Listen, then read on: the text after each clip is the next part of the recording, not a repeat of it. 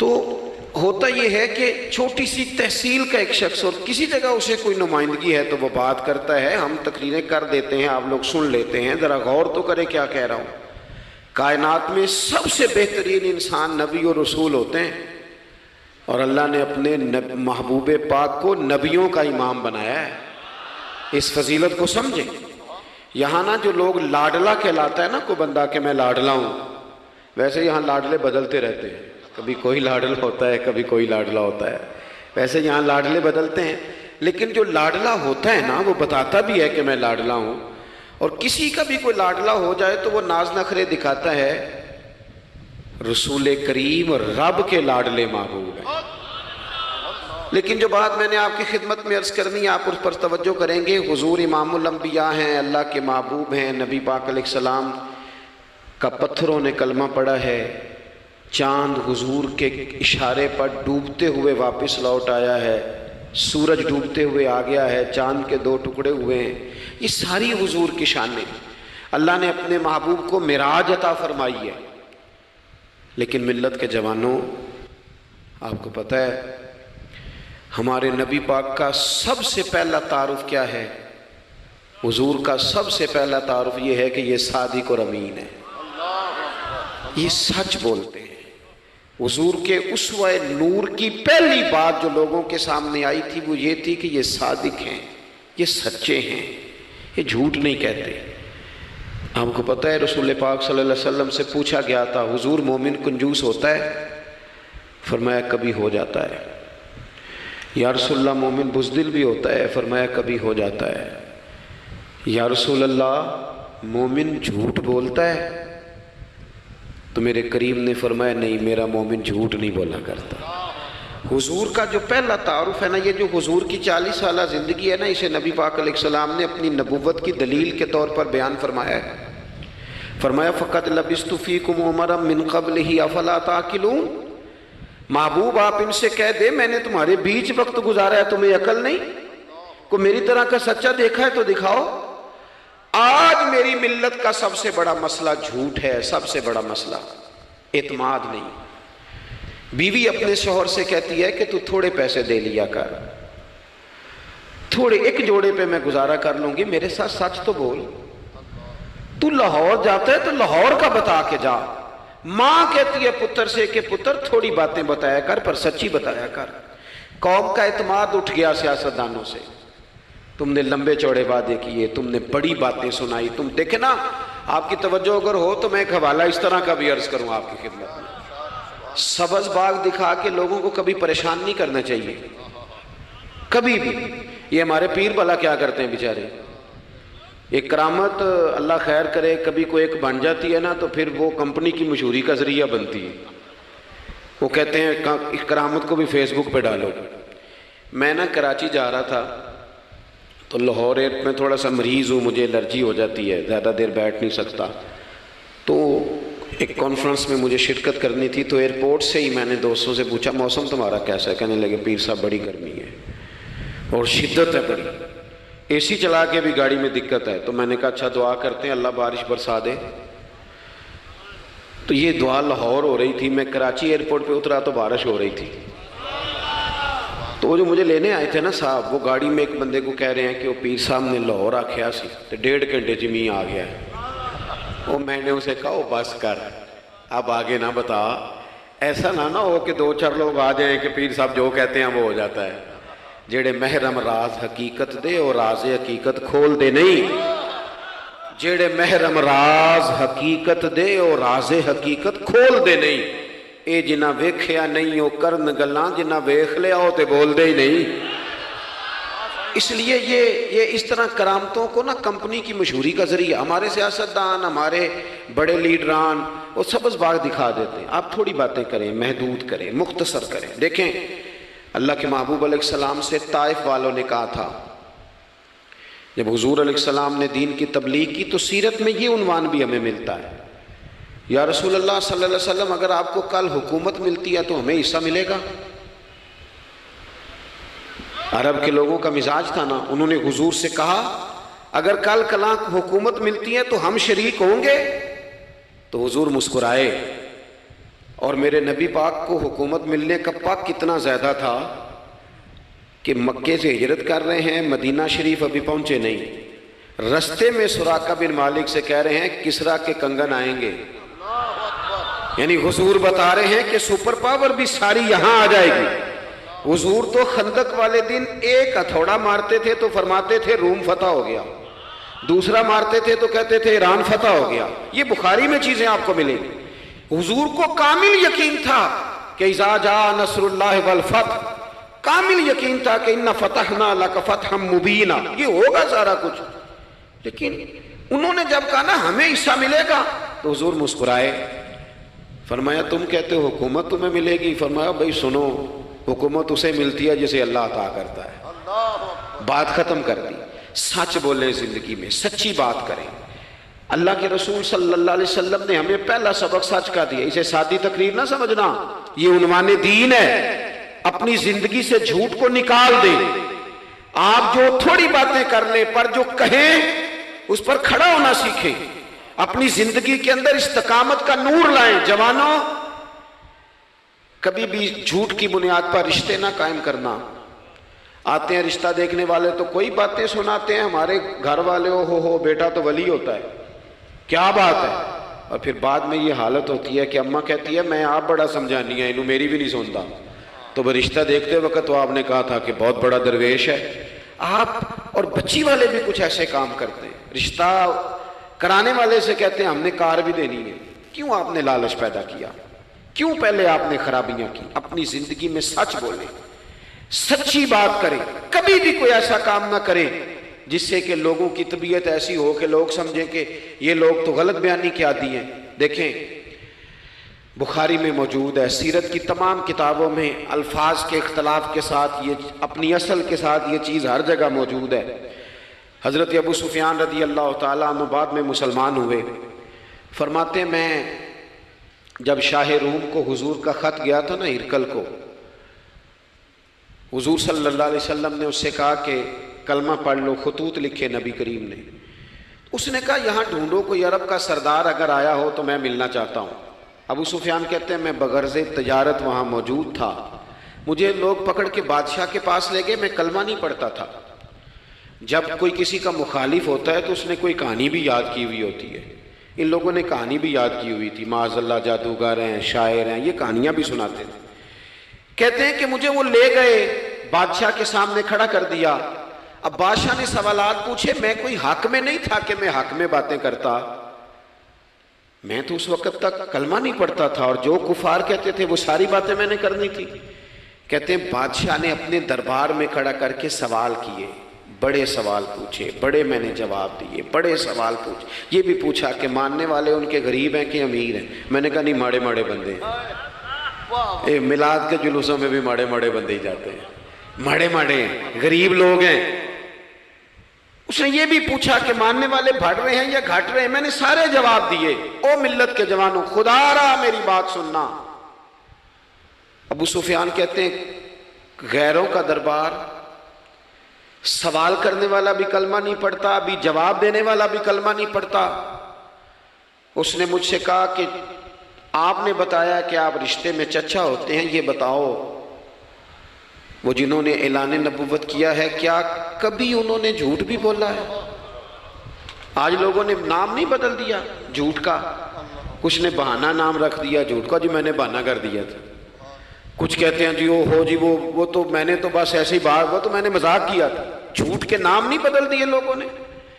ابو سفیان کہتے ہیں مجھ سے بادشاہ کھڑا کر کے پوچھنے لگا کیا کبھی انہوں نے جھوٹ بھی بولا ہے؟ ابو سفیان کہتے ہیں کہ لمحے کے لیے میرے دل میں آیا کہہ دوں کہ بولا ہے۔ پھر میں نے کہا ایک تو یہ عرب کی وفاداری کے خلاف ہے، اور دوسرا میں کہوں گا وہ جادوگر ہیں تو شاید کو ایک سیکنڈ کے لیے توجہ کرے، میں کہوں گا وہ شاعر ہیں شاید کو توجہ کرے، اور مدینے والے نے جھوٹ بولا یہ تو مانے گا ہی کوئی نہیں۔ سنو سنو، جن چیزوں کو معمولی سمجھ کے ہم نے رائج کیا وہ ہمارا وقار لے گئی، دنیا ہم پر اعتماد نہیں کرتی۔ ہم اس ملک میں بستے ہیں جہاں زلزلہ بھی آئے تو غیر ملکی امداد کرنا چاہیں تو وہ کہتے ہیں حکومتوں کے ہاتھ میں نہیں دیں گے، خود جائیں گے۔ ہمارا یہ حال ہو گیا ہے کہ قوم پر اعتماد اٹھ گیا دنیا کا.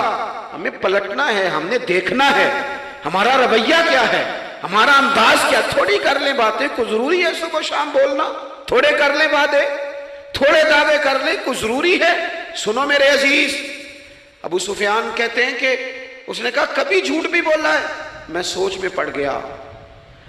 بادشاہ نے پھر دوہرا کے کہا, سردار چپ کر گئے ہو, میرے آخری سوال کا جواب دو, کیا کبھی اس کریم نے جھوٹ بولا ہے؟ ابو سفیان کہتے ہیں میرے ہاتھ میں چھڑی تھی, میں نے وہ زمین پر رکھی اور میں کھڑا ہو گیا.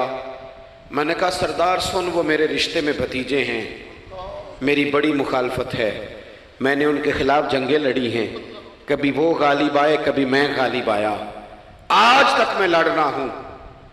لیکن میں ایک بات تمہیں ذمہ داری سے کہتا ہوں, میں غیر نہیں ہوں, وہ میرے بھتیجے ہیں. میں نے ان کو ماں کی گود میں بھی دیکھا ہے, دادا کے کندھوں پہ بھی دیکھا ہے, چچا کے گھر میں بھی دیکھا ہے, ختیجہ کا دولہا بنے بھی دیکھا ہے, زینب سے لے کر فاطمہ تک بیٹیوں کو گود میں کھیلتے بھی دیکھا ہے, میں نے انہیں بدر اور احد میں آتے بھی دیکھا ہے. میرے سامنے پیدا ہوئے اور میرے سامنے ان کے بالوں میں سفیدی آئی. مخالفت اپنی جگہ پر میں تمہیں یہ بات ذمہ داری سے بتاتا ہوں, اس محبوب کی زبان سے جو بھی نکلتا ہے حق اور سچ ہی نکلا کرتا ہے. وہ اسیر دشمن کی چاہ میں بھی, مخالفوں کی نگاہ میں بھی وہ امی ہے, صادق ہے, معتبر ہے. میرا پیغمبر عظیم تر ہے, میرا پیغمبر عظیم تر ہے, میرا پیغمبر عظیم تر ہے. ابو سفیان کہتے ہیں میں یہ لفظ کہے تو کتنے ہی لوگ دربار میں رو پڑے, ایک سناٹا چھا گیا, کوئی صحابی نہیں وہاں, کوئی نعرہ لگانے والا نہیں, کوئی اپنا نہیں, لوگ رو پڑے. کہتے ہیں بادشاہ نے چادر اٹھائی کندھے پہ رکھی, کچھ دیر سوچتا رہا, پھر وہ چل دیا. میں نے پیچھے سے آواز دی, میں نے کہا تو نے اتنے سوال پوچھے, میں نے اتنے جواب دیے, کوئی رزلٹ بھی تو بتانا کیا نکلا, نتیجہ کیا ہے؟ تو بادشاہ نے پلٹ کے میری طرف دیکھا, کہنے لگا سردار نتیجہ تو نکل آیا نا یار, جس بندے بندوں سے جھوٹ نہیں بولا وہ یہ جھوٹ کیوں بولے گا کہ میں اللہ کا رسول بن کے آیا. اس نے او میرے بھائی اپنی زندگی میں سچ لاؤ. خدا را ہمارے گھروں سے لے کر حکومت کے ایوانوں تک ضرورت سچ کی ہے, ضرورت سچ کی ہے. دوسری بات, اپنی زندگی میں دیانتدار ہو جائیں. چھوڑ دے سامنے والا کیا کر رہا ہے, میں اپنے اس ممبر سے دیانتدار ہوں کہ نہیں, یہ میں نے اللہ کو جواب دینا ہے. میں نے جتنی عزت سمیٹی ہے دین کے نام پہ سمیٹی ہے, میں نے اللہ کو جواب دینا ہے. ہم سارا دھیان دوسروں کا رکھنے لگ گئے. حضرت خواجہ نصیر الدین چراغ دہلوی رحمۃ اللہ علیہ سے بادشاہ نے آ کے وظیفہ پوچھا تھا, حضرت کو وظیفہ بتائے, تو خواجہ صاحب فرمانے لگے اپنا کام دیانتداری سے کر, یہی سب سے بڑا وظیفہ ہے. اپنی زندگی میں دیانتداری, امانت داری, آپ اس طرح کے ہو جائیں کہ آپ جس طرح آپ سمجھے نا کہ یہ حرام جانور ہے تو میرے منہ میں جائے گا تو مجھے الٹی آئے گی. آپ کبھی دیکھیں نا کہ حرام گوشت کوئی آپ کو بتا دے, آپ 2 لقمے آپ نے کھا بھی لیے, لطف آیا, تو کسی نے کان میں کہا یہ تو ذبح ہی نہیں ہوا تھا, بیمار تھا, تو الٹی آ جاتی ہے کہ نہیں؟ بولو, کیا آ جاتی ہے؟ انسان کا ذہن قبول کرتا ہے حرام کھانے کو. 2 کلو گوشت پہ الٹی آتی ہے تو 2 کروڑ روپے پہ کیوں نہیں آتی؟ ہمارے ایک دوست ہیں, یونیورسٹی کے لیکچرار ہیں, مجھے ایک دفعہ فرمانے لگے پیر صاحب عجیب بات ہے, ایک بندے کو نا کہیں جوتا پڑا مل گیا, بڑا قیمتی تھا پر ایک پیر تھا جوتے کا. ہماری دیانتداری کچھ اس طرح کی ہے, ایک پیر ملا, جوتا بڑا قیمتی تھا, مہنگا تھا, تو اس نے اس کا مالک ڈھونڈنا شروع, یہ کس کا ہے, یہ کس کا ہے, یہ کہ شور کر رہا ہے. لیکن تھوڑا سا آگے جا کے جوتے کا دوسرا پیر مل گیا, پر اس نے مالک ڈھونڈنا بند کر دیا. اس کو اب اس کا دوسرا پاؤں مل گیا تو اب اس نے, یعنی کئی دیانتدار بڑے دیانتدار ہیں لیکن دوسروں کے معاملے میں, اپنے معاملے میں نہیں. اپنی زندگی میں انصاف کریں. میں مسجد میں جمعہ پڑھاتا ہوں, میں نے ایک دن اپنے ایک مدرسے کے طالب علم سے پوچھا, بیٹا جمعرات کو میں نے پوچھا, میں نے کہا صبح جمعہ میں تقریر کیا کرنی ہے؟ کہتے میں جو فیصلہ نہیں کیتا. میں کہا تو بڑا مولوی ہے نا, میں چھوٹا, میں تو جمعہ پڑھا کے شام میں فیصلہ کر لینا بھی اگلے جمعے کی بیان کرنا ہے. کیوں؟ میں چاہتا ہوں میں ممبر سے دیانتدار رہوں, میں ایک ہفتہ تیاری کروں, میں نے قوم کو اللہ رسول کا دین بتانا ہے, میرا یہ مقصد تو نہیں ہے کہ 1 گھنٹہ مجھے ملے تو میں نے کسی طریقے سے اسے پار کرنا ہے۔ آپ اپنے کام کے ساتھ ہمیشہ دیانت کا مظاہرہ کریں۔ اگر آپ دیانتدار ہو جائیں، حضرت سعید بن عامر رضی اللہ تعالیٰ عنہ کو حضرت عمر نے کہا میں آپ کو ایک صوبے کا گورنر بنانا چاہتا ہوں، رو پڑے، فرمانے لگے اس قابل نہیں ہوں۔ آپ کہیں مجھے بھی آپ کہہ دیں کہ فلانا عہدہ ملتا ہے تو تیار ہے ساری دنیا، کون انکاری ہے اس کام سے، سب تیار بیٹھے۔ لیکن روتے تھے لوگ، کہا جناب میں کہاں کر سکتا ہوں۔ حضرت عمر نے لگا دیا حمص کا گورنر۔ کچھ مہینوں کے بعد حضرت عمر تشریف لے گئے، جا کے پوچھا کہ کیسا ہے، تو پہلے تو ایک لسٹ منگوائی حضرت عمر نے، کچھ مال آیا ہے تو مختلف صوبوں میں بانٹنا ہے، غریبوں کی لسٹ لاؤ۔ ان کے صوبے کی لسٹ آئی تو تیسرا نام گورنر صاحب کا تھا۔ وہ کہا تمہارا گورنر مسکینوں غریبوں میں؟ کہنے لگے حضرت صاحب جو لسٹ بنانے والے تھے وہ کہنے لگے اب ان کے وجود پر جو کپڑے ہیں جگہ کوئی نہیں بچی، پیوند کہاں لگانے ہیں۔ دامان توکل کی یہ خوبی ہے کہ اس پر پیوند لگے ہوتے ہیں پر دھبے نہیں ہوتے، پیوند لگے ہوتے ہیں پر دھبے نہیں ہوتے۔ حضرت عمر نے معلومات کی ان کے صوبے میں جا کے، تمہارا گورنر کس طرح کا ہے؟ عرض کی حضور 4 شکایتیں۔ یہ جمہوریت ہے؟ آج تو ہر سیاسی جماعت میں ڈکٹیٹرشپ ہے، آج کہاں جمہوریت ہے؟ آج تو آپ جتنے شاہ کے وفادار ہو جائیں گے اتنا اچھا عہدہ لیں گے، جتنا مرضی قابل بندہ ہو جماعت کے اندر، لیکن اگر وہ پورا تابع دار نہیں تو نظام نہیں چلتا، جتنا مرضی قابل ہو۔ حضرت سعید بن عامر رضی اللہ تعالیٰ عنہ 4 شکایتیں، عام آدمی شکایتیں کر رہے ہیں۔ حضرت عمر نے کہا کون کون سی؟ انہوں نے کہا جی پہلی شکایت یہ ہے کہ ہمارے گورنر، توجہ ہے میرے بھائیوں کی، انہوں نے کہا جی پہلی شکایت یہ ہے کہ گورنر صاحب صرف دن کو ملتے ہیں، انہیں رات کو بھی لوگوں سے ملنا چاہیے۔ دوسری شکایت یہ ہے کہ جب شروع میں آئے تھے تو فجر کے بعد بیٹھ جاتے تھے، مسائل سنتے تھے، اب سورج نکلنے پر اشراق چاشت کے ٹائم 8، 9، 10 بجے آتے ہیں۔ تیسری شکایت یہ ہے کہ ہفتے میں 1 دن ملتے ہی نہیں۔ چوتھی شکایت یہ ہے کہ کبھی کبھی ایسے ہی رونے لگتے ہیں، بیٹھے بیٹھے بے ہوش ہو جاتے ہیں، تو آپ نے دیوانہ آدمی ہمیں دے دیا ہے۔ حضرت عمر فاروق رضی اللہ تعالیٰ عنہ نے حضرت سعید بن عامر کو مجمع میں پوچھا جناب آپ پبلک کے نمائندے ہیں، آپ کو سوالوں کے جواب دینے چاہیے، بتلائیے نا۔ اور یہ پبلک کے نمائندے صرف سیاستدان نہیں ہوتے، پیر صاحبان بھی ہوتے ہیں، مسجد کا خطیب بھی ہوتا ہے۔ اگر حضرت عمر سے پوچھا جا سکتا ہے کرتا کہاں سے آیا تو پیر صاحب سے بھی تو پوچھا جا سکتا ہے نا، ان کو بھی جواب دینا چاہیے، ان کو بھی بتانا چاہیے، اس لیے کہ وہی تو دعویٰ کر رہے ہیں فقر بتانے کا۔ تو حضرت عمر نے 4 سوال کہا سعید آپ کے ذمے 4 سوالوں کے جواب ہیں۔ تو حضرت سعید بن عامر نے گردن جھکائی، کہنے لگے پہلے ہی کہا تھا میں گورنری کے قابل نہیں۔ فرمایا اب تو بن گئے ہونا، جواب تو دینا ہے، حضور بتلائیے۔ فرمایا پہلا سوال آپ سے یہ ہے کہ یار لوگ کہتے ہیں رات کو کام پڑ جاتا ہے اور آپ ملتے نہیں۔ تو حضرت سعید بن عامر نے اپنی داڑھی پکڑ لی، عرض کی حضور یہ ساری سفید ہو گئی ہے، بڑھاپا ہے، دن مخلوق کے لیے رکھا ہے، رات اپنے رب کے لیے رکھی ہوئی ہے۔ اگر پھر بھی کسی کو شوق ہو تو سعید بن عامر جب بھی ملے گا مسجد میں ملے گا، ساری رات بارگاہ ربوبیت کی او سنگیو تھوڑا مسلح بھی یار مضبوط کر لو، تھوڑا سا نا، ہم نہ تھک گئے ہیں فون سن کے۔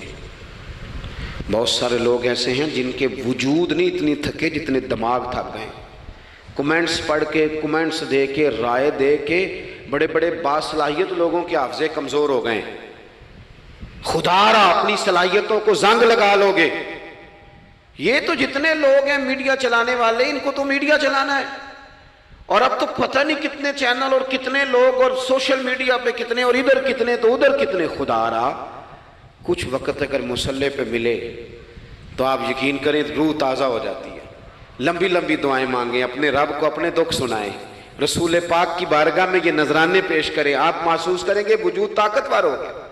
حضرت سعید بن عامر کہنے لگے رات مصلے پہ گزارتا ہوں۔ دوسرا سوال آپ سے یہ کرنا تھا کہ یہ لوگ کہتے ہیں کہ آپ پہلے فجر میں آ جاتے تھے، اب اشراق چاشت کے بعد 9-10 بجے نکلتے ہیں۔ تو حضرت سعید بن عامر نے گردن جھکائی، کہا یہ میرا راز تھا، میری پرائیویٹ بات تھی۔ کہا جناب اب تو لوگوں کا سوال ہے۔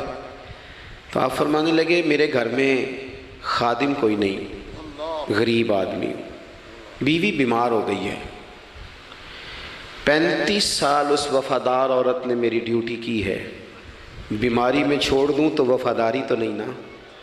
سویرے اٹھتا ہوں، گھر کا کام کرتا ہوں، پھر بیوی کے لیے ناشتہ بناتا ہوں، اسے کھانا کھلاتا ہوں، تیاری کرتے آتے دیر ہو جاتی ہے۔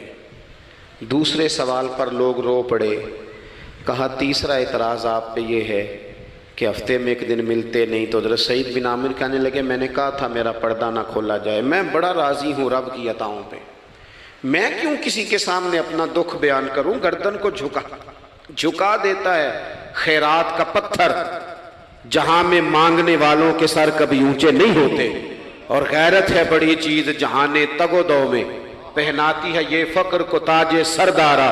آپ موقع دیں جی، بڑی مہربانی، چھوڑ دیں جی، تھوڑی 1 منٹ صرف جی ہمیں دیں، بولیں نہیں پیار سے جی، ناراض نہیں ہونا، آپ ہمیں موقع دیں۔ بات بھی اب تقریباً قریب ہونے کے قریب آئی۔ کہا حضرت سیدنا سعید بن عامر رضی اللہ تعالیٰ عنہ نے فرمانے لگے میں نے کہا تھا یہ میرا پردہ ہے، یہ نہ سنایا کریں آپ دکھ لوگوں کو، یہ غریب کہتے ہیں میں کسی امیر کے ساتھ لگ جاؤں گا تو کچھ بھی نہیں بنتا، چھوڑ دیں آپ، دکھڑے رب رسول کو سناؤ، خیرات بھی ملے گی اور عزت بھی ملے گی، وہ دیں گے اور کسی کو بتائیں گے بھی نہیں۔ حضرت سعید بن عامر رضی اللہ تعالیٰ عنہ سے تیسرا سوال ہوا، کہا جناب آپ ہفتے میں ایک دن ملتے نہیں، تو فرمانے لگے میرا راز تھا پر بتا دیتا ہوں، جوڑا ایک ہی ہے میرے پاس، ہفتے میں ایک دن دھو لیتا ہوں، پھر بیوی کے کپڑے پہن کے سارا دن بیٹھا رہتا ہوں، اگر دوسرا جوڑا ہو تو یہ کام نہ کروں۔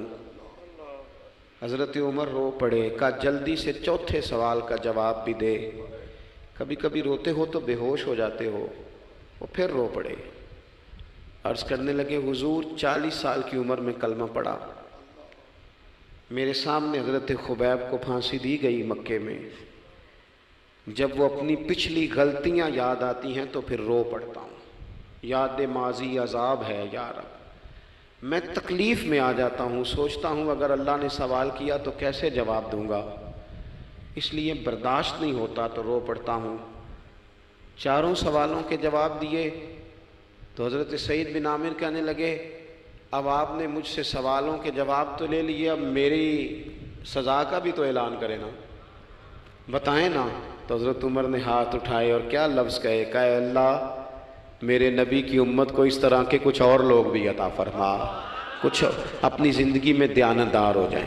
تیسری بات آپ کی خدمت میں عرض کرنی ہے، رسول پاک صلی اللہ تعالیٰ علیہ وسلم نے نا ہمیں خالص کیا ہے، حضور کا سارا دین اخلاص کا درس دیتا ہے۔ یہ جو ریاکاری ہوتی ہے نا، نوجوانوں میری بات پہ غور کرنا، یہ جو ریاکاری ہوتی ہے نا، یہ بنیادی طور پر اداکاری ہوتی ہے۔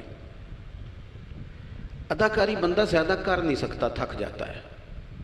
مخلص زندگی وہ ہوتی ہے جو آپ نارمل جیتے ہیں۔ مخلص آپ ہوتے ہیں جب آپ اپنی والدہ کے پاس نہیں بیٹھے ہوتے، آپ نے جب 5 سٹار ہوٹل میں روٹی کھانی ہے نا تو پھر آپ کو پلیٹ کے ساتھ ٹیشو پیپر بھی ساتھ رکھنا پڑتا ہے، پھر رج کے روٹی کھائی بھی نہیں جاتی۔ رج کے کب کھائی جاتی تھی؟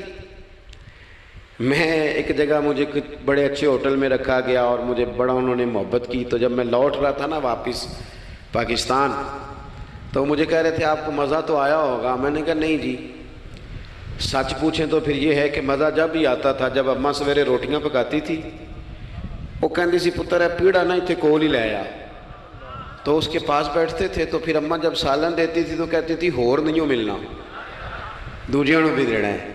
اور پھر لطف اس وقت آتا تھا جب بار بار کہتے تھے اماں جی چلو تھوڑا جاتے تھے ہونا تھوڑا جا، تو پھر اماں کئی دفعہ کہتی تھی کہ میں نے وہ اس سے نکال کے فریج میں رکھ دیا، بڑے بھائی نے کام سے آ کے روٹی کھانی ہے، اب یہ برتن ہے اسی کو صاف کر لے۔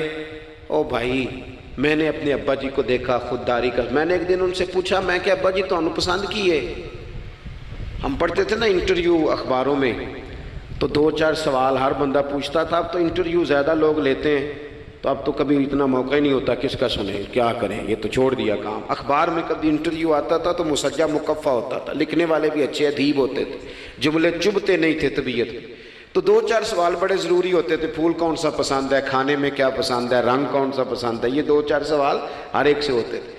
میں نے اپنے والد صاحب سے ایک دن پوچھا، میں کہ ابا جی تمہیں پسند کیے؟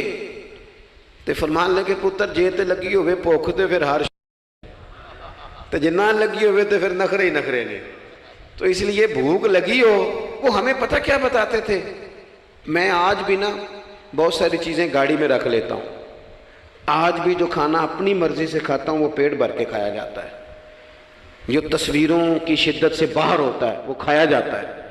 اس کو آپ قبول کر لیتا آپ کا وجود. یاد رکھنا میرے عزیز، میرے نبی پاک صلی اللہ علیہ وسلم نے فرمایا ہے بہترین روٹی وہ ہے جو تو اپنے ہاتھوں کی کمائی سے کھاتا ہے. وہ بہترین رزق ہے جو تو. اور حضور نے فرمایا اللہ کے نبی حضرت داؤد محنت کر کے کھانا کھاتے.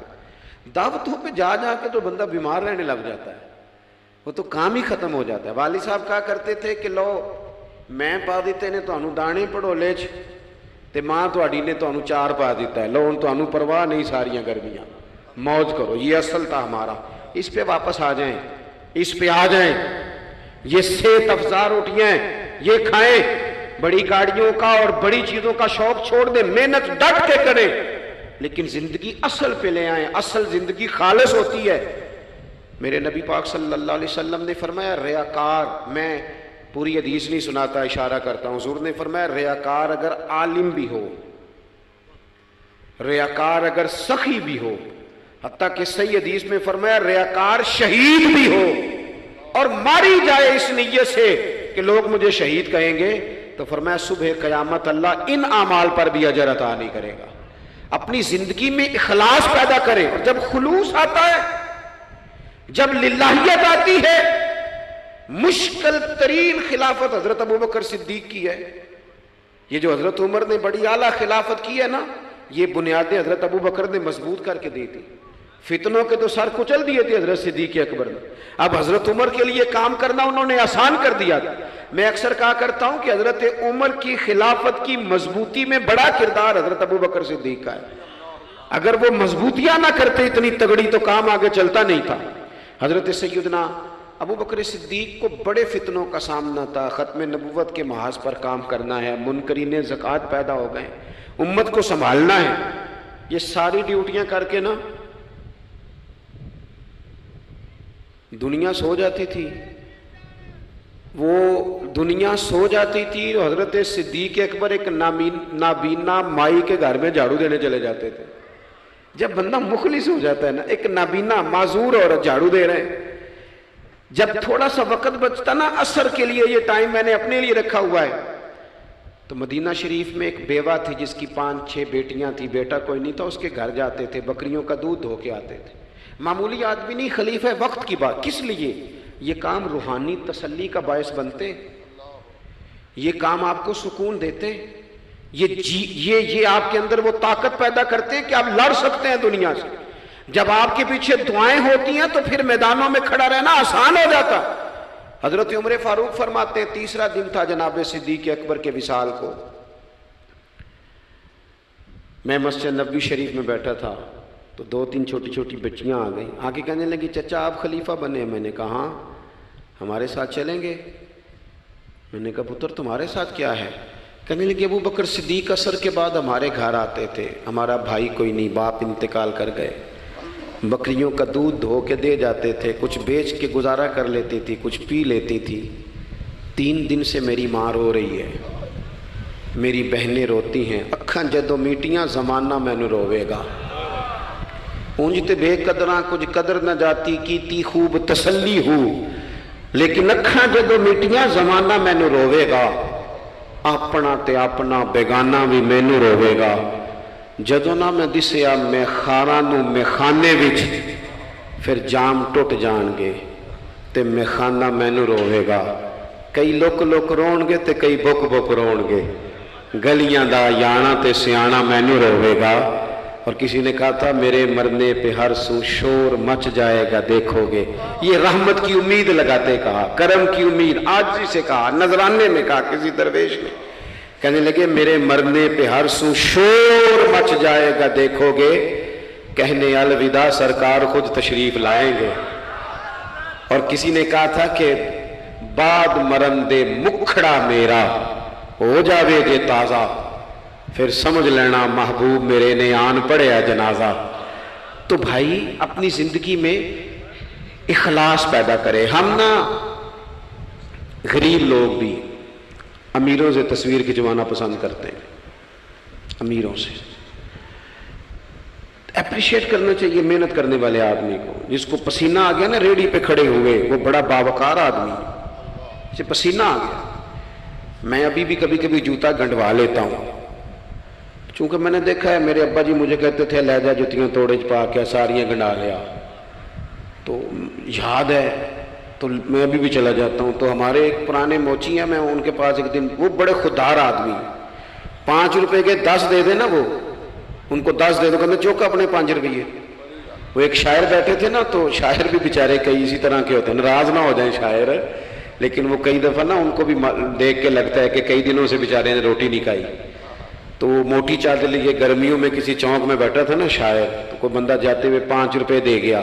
اس نے کہا یہ کیا ہے؟ کہنے لگا کھانا شانا کھا لینا۔ پر شاعر نے کمال بات کی، اس نے کہا یہ آرزو کرم اور میں آپ سے کروں، یہ آرزو کرم اور میں آپ سے کروں، یہ بھیک اس کو دیجئے جس کا خدا نہ ہو۔ اور میرے اعلیٰ حضرت کیا کہتے ہیں؟ کہتے ہیں کروں مدح اہل دول رضا۔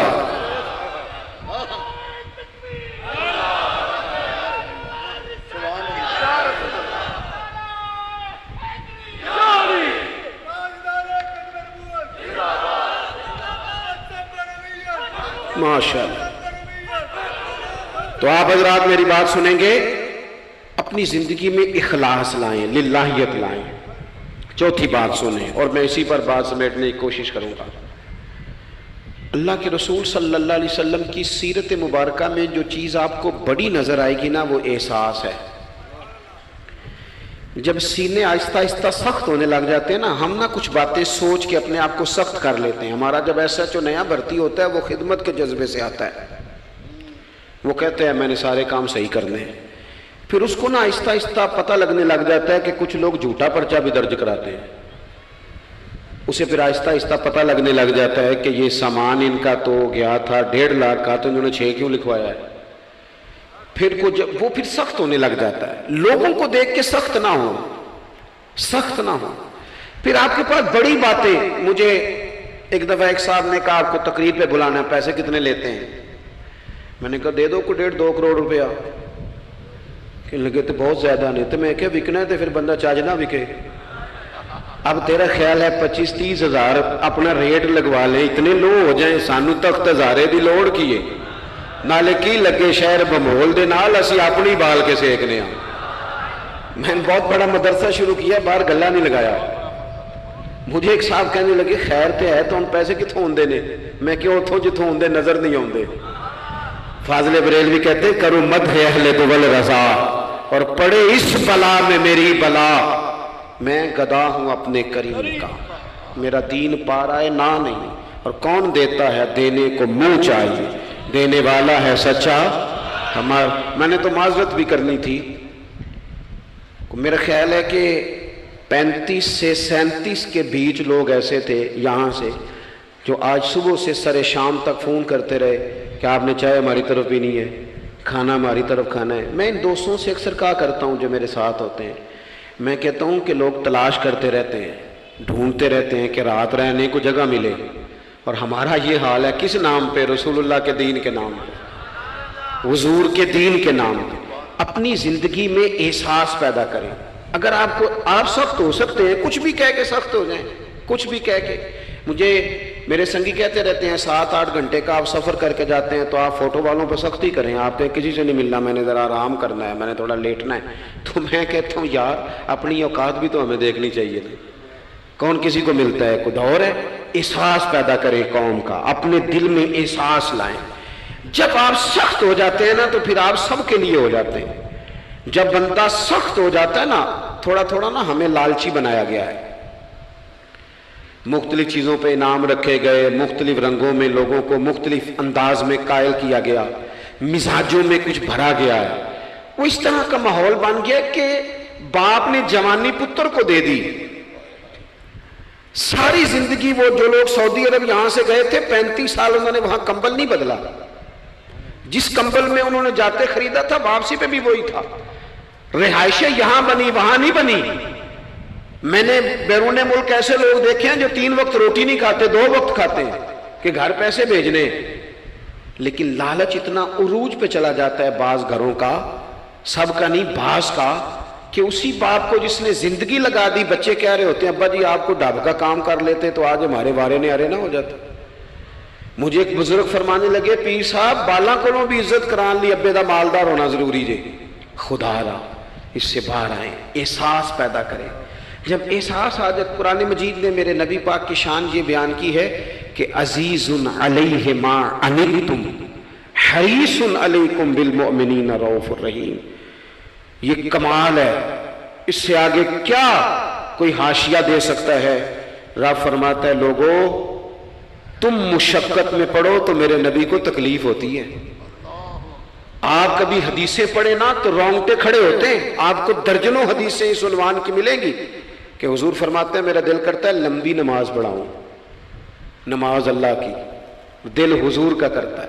فرمایا دل کرتا ہے لمبی نماز پڑھاؤں، لیکن پیچھے سے کسی بچے کے رونے کی آواز آتی ہے، کسی بوڑھے بیمار کا خیال آتا ہے، میں نماز چھوٹی کر دیتا ہوں. حضور فرماتے ہیں میرا دل کرتا تھا ہر وضو کے ساتھ مسواک ضروری قرار دے دوں، پر تمہیں تکلیف ہوگی، نہیں ضروری قرار دے. آپ احساس کی شدت تو دیکھیں. فرمایا میرا جی چاہتا تھا کہ میں تہجد اپنی امت پہ ضروری قرار دے دوں، لیکن میں نے اپنی چاہت نہیں دیکھی، غلاموں تمہاری نیند دیکھی ہے. وہ دوستو اتنا احساس، دشمن جب قابو آتے ہیں نا. میں نے ایک اور بھی عرض کرنی ہے چلتے چلتے. جو سیاسی فرقہ واریت ہے نا آج ملک کے اندر، آپ جس جماعت کو ٹھیک سمجھا آپ نے، آپ وہاں چلے گئے، جس نے جس کو ٹھیک سمجھا. لیکن ہم سب سے پہلے مسلمان ہیں، اس کے بعد پاکستانی ہیں. ہمیں اخلاقیات کا دائرہ کبھی نہیں چھوڑنا. اختلاف کے بھی آداب ہوتے ہیں. اختلاف جس سے بھی کریں دلیل کی حد تک کریں، اس کی ذات تک اتر کے نہیں. مہذب قومیں یہ کام نہیں کرتی. حضرت ابو ایوب انصاری نے حضرت عمر سے اختلاف کیا اور سخت کیا. کہا جناب یہ آپ نے، حضرت عمر کو بات کرنے لگے تو حضرت ابو ایوب انصاری کھڑے ہو گئے، کہنے لگے یا حضرت ابو ذر غفاری کھڑے ہو کے کہنے لگے نہ آپ کی بات مانیں گے نہ آپ کی اطاعت کریں گے.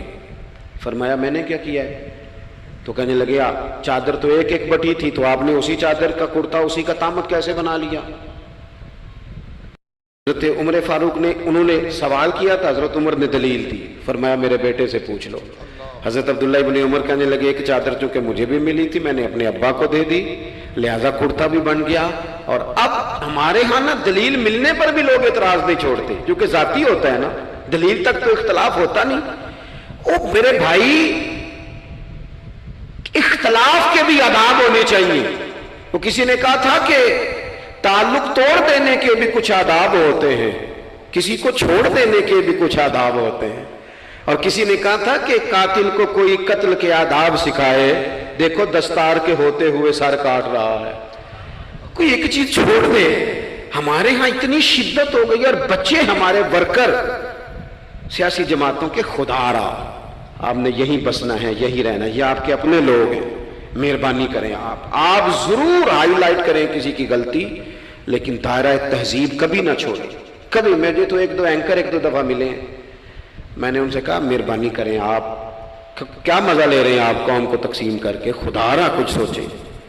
آپ کا شغل لگا ہوا ہے اور یہاں غریب کا یہ حال ہے کہ یہ ابھی عید آ رہی ہے نا، ہم نے بھی کچھ نیکیاں بند کر دی ہیں بعض چیزوں پہ. یہ رمضان شریف گزرا ہے نا، میرے جیسے آدمی کو لوگ نیک سمجھتے ہیں اور اپنے دکھڑے سناتے ہیں.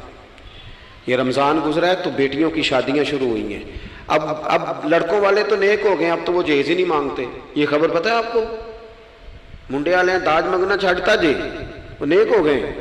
وہ کہندے اسی تہاڈے کو جہیز نہیں لینا، بس 600 بندے دی روٹی پکانی تسی تے صحیح پکانی جے منڈے دے 11 ایکو واری آنا ہے. کبھی نہیں روٹی کھائی لڑکے کے دوستوں نے اپنے گھر. رمضان میں کھل کر سخاوتیں کرنے والوں رمضان کے بعد بھی سوچا کرو.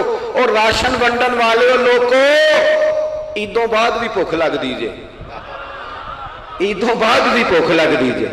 رمضان میں ثواب زیادہ ہے لیکن سخاوت تو سارا سال ہی ہے. تو کچھ چیزیں ایسی ہیں ہمیں حضرت سیدنا عمر فاروق نے جب جواب دے دیا نا کہ اس طرح ہے، اب وہ اختلاف دلیل تک تھا، اختلاف دلیل تک تھا، تو حضرت ابو ایوب انصاری اٹھ کے کھڑے ہو گئے، اعتراض کیا، جواب مل گیا، تو پتہ کیا فرمانے لگے، کہنے لگے عمر رب تجھے میری طرف سے بہتر صلا دے، اب تو حکم کر، ہم سنیں گے بھی اور تیری اطاعت بھی کریں گے، اب ہم آپ کے پیچھے چلیں گے امیر المومنین۔ تو دلیل تک رکھیں چیزوں کو، دلیل مل جائے تو بات کو ختم کریں۔ تو میرے بھائی احساس اپنی طبیعت میں جب ہم پیدا کرنے لگیں گے، احساس بڑی مشکل ہے غریب کی زندگی۔ امیر تو دوستی امیروں سے لگا لیتا ہے، جب انسان اپنی گاڑی میں سفر کرتا ہے تو پھر وہ کرایہ 5 روپے بڑھ جائے تو اسے تکلیف کوئی نہیں ہوتی، کیونکہ اسے پتہ ہی نہیں۔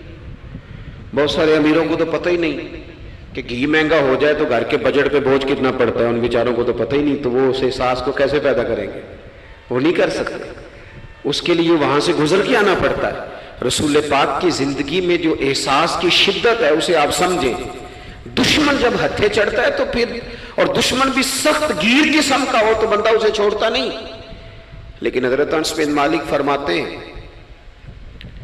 کہ یہ جو لوگ بدر میں آئے تھے یہ کوئی پھول لے کے نہیں آئے تھے ہاتھوں میں، گجرے پھولوں کے لے کے نہیں آئے تھے، تلواریں لے کے آئے تھے، اور پوری انہوں نے جنگ لڑی، 14 صحابہ شہید کیے، لیکن جب ان کو لا کے باندھا گیا نا مدینے میں تو غصہ تھا صحابہ کو، کس کس کے ہاتھ باندھے۔ حضرت عباس بھی تھے، جب وہ ہائے ہائے کرتے تھے نا، مخالف تھے۔ توجہ ہے میری بات پر؟ او بھائی، جو پیار بیٹی پہ آتا ہے وہ بہو پہ بھی تو آنا چاہیے نا، اس پر بھی تو وہ بھی تو کسی کی بیٹی ہے نا۔ اگر تجھے اپنے بیٹے کی دھوپ تنگ کرتی ہے تو ملازم کے پتر اگر دھوپ میں کھڑے ہیں تو وہ بھی تو تجھے احساس ہونا چاہیے، ورنہ خود غرض ہو جائیں گے ہم۔ بات ختم کر رہا ہوں، غور کرنا۔ حضرت انس بن مالک کہتے ہیں میں مسجد نبوی شریف میں حاضر ہوا تو بے چینی کے عالم میں کبھی حضور ادھر جاتے تھے، کبھی ادھر آتے تھے، کبھی ادھر جائے، یا رسول اللہ کیا ہوا؟ یہ وہ لوگ تھے جنہوں نے ستایا تھا، آج باندھا ہے، حضور کیا ہوا؟ تو نبی کریم فرمانے لگے تم نے رسیاں زور سے باندھ دی ہیں، یہ ہائے ہائے کرتے ہیں، مجھے نیند نہیں آتی، ان کی رسیاں ڈھیلی کر دو۔ عزیز علیہ ما عنتم، حضور کے سینے میں درد رہا، وہ درد کبھی حضور کو طائف لے جاتا، کبھی کہیں، اور وہ درد کی وہ پیار کی شدت اتنی تھی کہ جب بڑی تکلیف دی نا میدان احد میں اور دانت مبارک شہید کر دیے تو حضرت صدیق اکبر نے کہا یا رسول اللہ دعا کریں یہ تباہ ہو جائیں، تو ہاتھ اٹھائے نبی پاک نے، دعا کیا کی؟ کہا اللہ انہیں ہدایت دے دے، انہیں پتہ ہی کوئی نہیں یہ کیا کر رہے ہیں۔ تو میرے عزیز، ایک تو اپنی زندگی میں سچ لائیں، خدا را سچ بولیں، آپ پکے وعدے کریں۔ میں ایک دن اپنی مسجد کے امام صاحب سے عرض کر رہا تھا، میں کہہ رہا تھا اگر آپ کہتے ہیں نا کہ 4:20 پہ فجر ہوگی تو 21 پہ نہ پڑھائیں، آپ نے وعدہ کیا 4:20 کا، قوم کو تو انتظار کرنا چاہیے 1-2 منٹ، کوئی حرج نہیں، لیکن ہم جو وعدے کرتے ہیں ہمیں بھی پورے کریں، سچ بولیں، دیانتداری کا مظاہرہ کریں، زندگی خالص گزاریں، جس کے ساتھ بھی وقت گزاریں اس کی خیر خواہی کریں، مخلص ہو جائیں، اور اپنی زندگی احساس والی کریں۔ امام غزالی فرمایا کرتے تھے تو بانٹنے کا ارادہ کر، رب بانٹنے کی توفیق بھی دے دے گا، تو پروگرام تو بنا۔ اللہ کی بارگاہ میں دعا کرتا ہوں جن احباب نے اتنا سارا پنڈال اتنی محبت اور جد و جہد سے سجایا ہے، اللہ تعالیٰ انہیں دین دنیا کی برکتیں عطا کرے، ہم سب کو دولت اخلاص عطا فرمائے۔ آخر دعوانا ان الحمد للہ رب العالمین۔